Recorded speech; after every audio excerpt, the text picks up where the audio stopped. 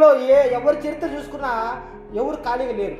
వారి వారి పనుల్లో వారు బిజీగా ఉన్నప్పుడే దేవుడు పిలిచి వారిని ఎన్నుకున్నారు. అంత గొప్ప వాళ్ళే ఖాళీగా లేరు, అయినా దేవుని కోసం వచ్చారు.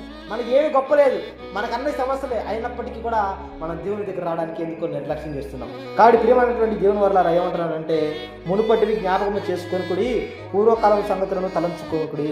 ఎందుకంటే మనం ఏమి చేయలేం, ఆలోచించి ఏం చేయలేం. గతాన్ని ఎవ్వడు మార్చలేడు. వాడు ఎంత గొప్పోడైనా జరిగిపోయిన క్షణంలో ఏమి మార్చలేడు. ఎందుకంటే అంతదాకా ఎందుకు? మన స్టేషన్కి వెళ్ళాము, రైల్వే స్టేషన్కి 10 నిమిషాలు లేటుగా వెళ్తే ట్రైన్ వెళ్ళిపోయింది. ఆ ట్రైన్ వెనక్కి తెప్పించలేదు. వీడికి గతం ఆలోచించి ఏం చేస్తాడు వీడు? దేవుడు ఏమంటున్నాడు? దేవుని ప్రణాళికపై మనం నమ్మకం ఉంచాలి. నేను మిమ్మల్ని గూర్చి ఉద్దేశించిన సంగతులను నేను ఎరుగుదును. దేవుడి ప్రణాళిక మన జీవితంలో ఎలా ఉందో చెప్తున్నాడు ఇక్కడ మాట.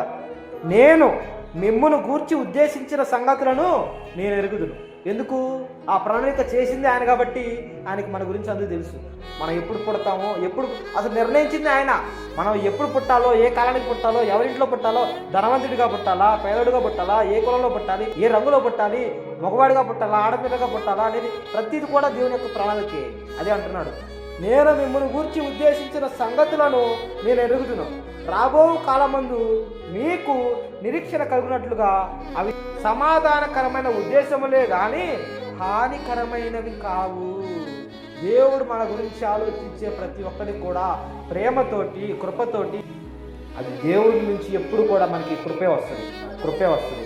కానీ తప్పు చేస్తే మాత్రం ఆనంత రోషం ఎవరికి రాదు. ఇంకో మాడవాడు అంటాడు, నీ దేవుడైన యెహోవా రోషం గల దేవుడు అంటాడు.